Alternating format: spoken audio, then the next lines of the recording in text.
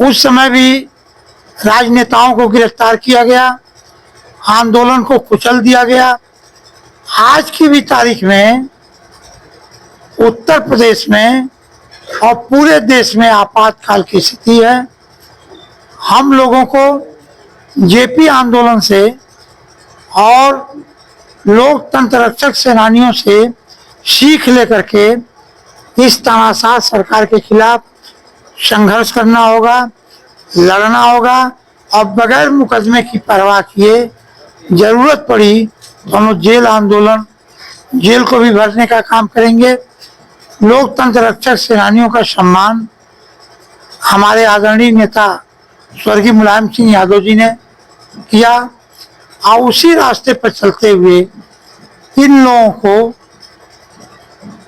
नमस्कार, मैं शिव कुमार कुशीनगर की आवाज से। साथियों, भी हम मौजूद हैं कुशीनगर जिले के खसिया में और आज आप देख रहे होंगे लोकतंत्र रक्षक सेनानियों का सम्मान समारोह मनाया जा रहा है, जिसमें भारी पैमाने पे जो समाजवादी पार्टी के लोग हैं और जो भी लोकतंत्र के रक्षक लोग हैं सबको सम्मानित किया गया है, अंगवस्त्र दिया गया है, फूल माला दिया गया है, सारी चीजें हुई हैं क्योंकि लोकतंत्र को बचाने के लिए इन्होंने जो अपना अतुलनीय योगदान दिया है इस देश के लोकतंत्र को, डेमोक्रेसी को बचाने के लिए, उसको लेकर के कार्यक्रम किया गया था समाजवादी पार्टी की तरफ से। और आज यहाँ पे बहुत सारे नेता मौजूद हैं, समाजवादी पार्टी के पूर्व मंत्री जी भी मौजूद है, राधेश्याम सिंह जी, इलियास अंसारी जी जो पूर्व जिलाध्यक्ष जो भी मौजूद हैं। सबसे बात करेंगे, प्रत्येक चीजों को जानने की कोशिश करेंगे। जैसा कि आपने भी देखा कि कल गोरखपुर में जो नेता प्रतिपक्ष माता पांडे जी आए थे उसको लेकर के भी तमाम हंगामे हुए, तो हर पहलू पे बात करेंगे और जानने की कोशिश करेंगे।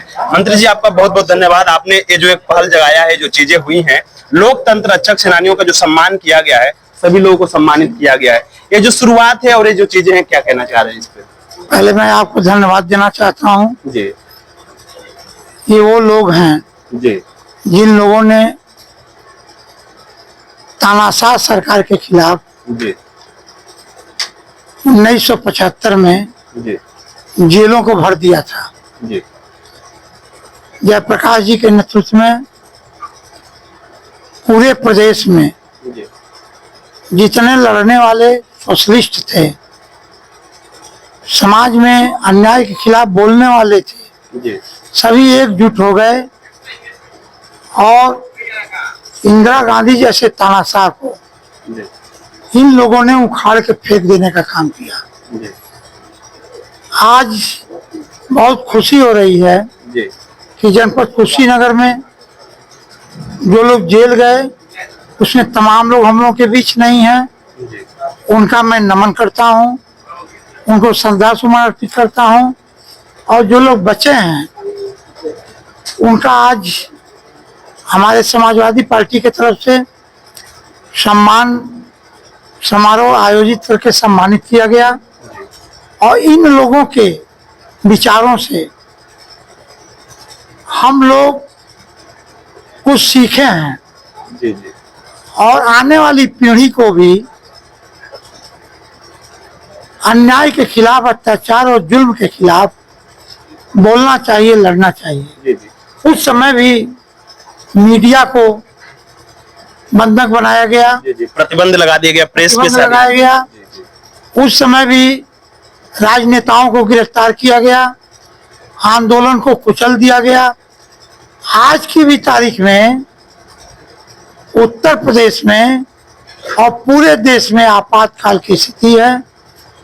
हम लोगों को जेपी आंदोलन से और लोकतंत्र रक्षक सेनानियों से सीख लेकर के इस तानाशाह सरकार के खिलाफ संघर्ष करना होगा, लड़ना होगा और बगैर मुकदमे की परवाह किए जरूरत पड़ी तो हम जेल आंदोलन, जेल को भी भरने का काम करेंगे।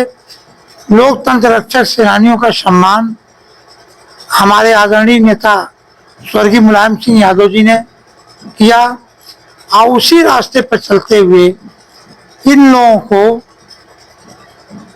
आगे बढ़ाने का काम कानून बना करके कि लोकतंत्र रक्षक सेनानी को कोई न हटा पावे, उसको माननीय अखिलेश यादव जी ने आगे बढ़ाया। अगर 27 में अगर समाजवादी की सरकार बनती है तो जरूर लोकतंत्र रक्षक सेनानियों का सम्मान हमारे नेता माननीय अखिलेश यादव जी करेंगे। और मैं यहाँ सभी लोकतंत्र रक्षक सेनानियों को अपने तरफ से आने के लिए हार्दिक स्वागत करता हूं, अभिनंदन करता हूं। बहुत बहुत धन्यवाद सर। अभी हमारे साथ मौजूद हैं पूर्व जिलाध्यक्ष इलियास अंसारी सर भी मौजूद हैं, जिनके नेतृत्व में ये सारा कार्यक्रम किया गया है। आपको दिखाई दे रहा होगा सभी सम्मानित लोग हैं, वे लोग विद्वान लोग सब लोग मौजूद हैं, जिन्होंने जेल की यात्राएं से ही सारी चीजें की। तो ये जो आयोजन हुआ है, सम्मान देने का कार्यक्रम किया है आप लोगों ने, तो ये आगे भी जारी रहेगा? किस किस पहलू पे क्या चीजें रहेंगी सर?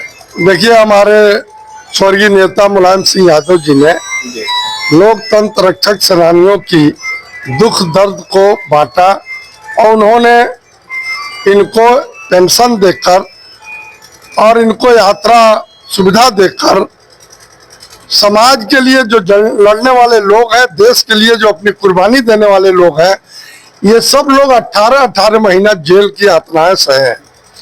अपने बाल बच्चों के परवाह किए बिना भूखे नंगे ये लोग अपना देश के लिए अपनी जीवन दिए हैं।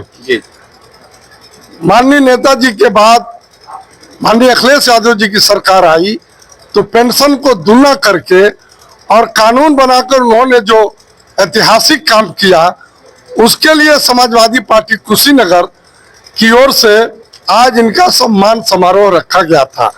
मैंने जिलाध्यक्ष जी से और माननीय मंत्री जी से इस पर बात किया और इन लोगों ने कहा कि तो बहुत अच्छी बात है, तो मैंने यहाँ पर इनके सम्मान का इंतजाम किया और मुझे बड़ी खुशी हो रही है।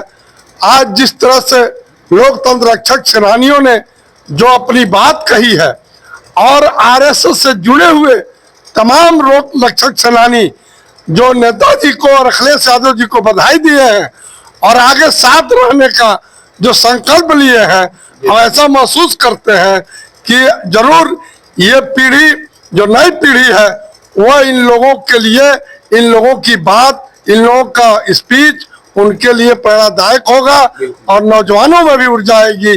व्यास दुबे जी ने, आदरणीय सैलानी जी ने, मिथिलेश्वर पांडे जी ने, तमाम वक्ताओं ने जो अपनी जिंदगी की कहानी सुनाई है, एक पैसा जेब में नहीं तब भी जेल जाने की तैयारी और एक वक्त का खाना नहीं तभी जेल जाने की तैयारी, इस देश की, इस प्रदेश की बदतर स्थिति से जनता को निजात दिलाने के लिए इन लोगों ने लाठी खाया, जेल की यातनाएं सही।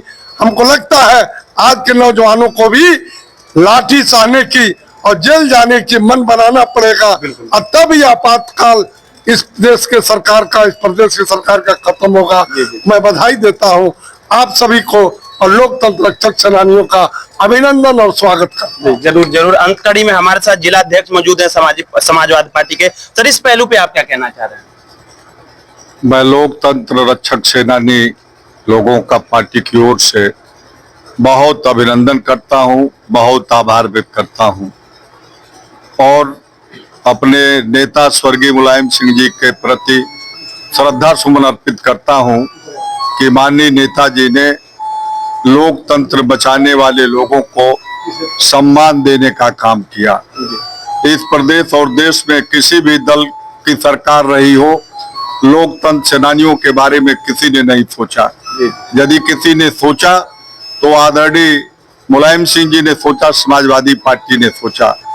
पार्टी के हमारे राष्ट्रीय अध्यक्ष माननीय अखिलेश यादव जी जब उत्तर प्रदेश के मुख्यमंत्री बने 2012 में, तो उन्होंने लोकतंत्र सेनानी लोगों के सम्मान के लिए कानून बना दिया और ऐसा कानून बनाया कि आने वाली कोई भी सरकार इनके सम्मान को नहीं घटा पाएगी। हम अपने नेता अखिलेश यादव जी के प्रति बहुत आभार व्यक्त करना चाहते हैं कि लोकतंत्र बचाने वाले लोगों को आपने मजबूत करने का और आपने सम्मान देने का काम किया। मुझे आशा और भरोसा है कि लोकतंत्र सेनानी लोगों के द्वारा आशीर्वाद यदि हमारी पार्टी और हमारे नेता को मिला और उत्तर प्रदेश में 2027 में माननीय अखिलेश यादव जी की सरकार बनी, तो निश्चित रूप से लोकतंत्र सेनानी लोगों को, उनके परिवारों को और ताकत देने का काम माननीय अखिलेश यादव जी करेंगे। जी जी, बहुत बहुत धन्यवाद सर। आदमी है जी आपको तो गहन अध्ययन होना चाहिए। जी 71 के बाद से तब सीपीआई की मदद से जी कम्युनिस्ट पार्टी की मदद से इंदिरा गांधी आई और अपने कार्यक्रमों में सीपीआई के एजेंडा को लागू करना शुरू कर दिया। उस जमाने में ये गेहूं का जो कोटा था वो गुजरात का कम कर दिया गया। जी और उस जमाने में वहाँ के लोगों, जो हॉस्टल के लड़के थे, उन लोगों ने नवनिर्माण से सेना बना करके संघर्ष करना शुरू किया। चिमन भाई पटेल की सरकार, और चिमन भाई पटेल की सरकार कांग्रेस की थी, इंदिरा गांधी का बरदस्त था। ऐसी स्थिति में उन लोगों पर जाति होना शुरू हुआ, दमन शुरू हुआ। तमाम लड़के मारे गए, हॉस्टल से निकाल करके पुलिस उनको जेल में ले गई और उनके पैर के तलवे में बेत से मारना शुरू किया।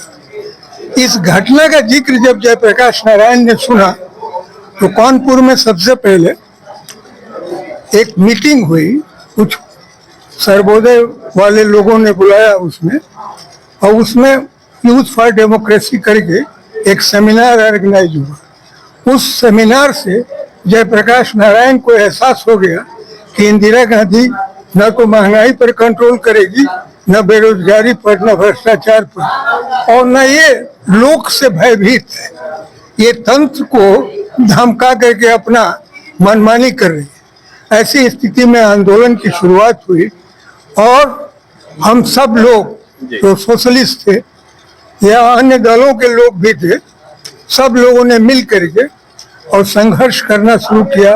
पीपुल एक्शन कमेटी, जिला स्टूडेंट एक्शन कमेटी, युवा समिति, ये सब मिल करके एक कोऑर्डिनेटिंग स्टेट वो ऑर्गेनाइजेशन बना और उनके तहत आंदोलन की शुरुआत हो गई।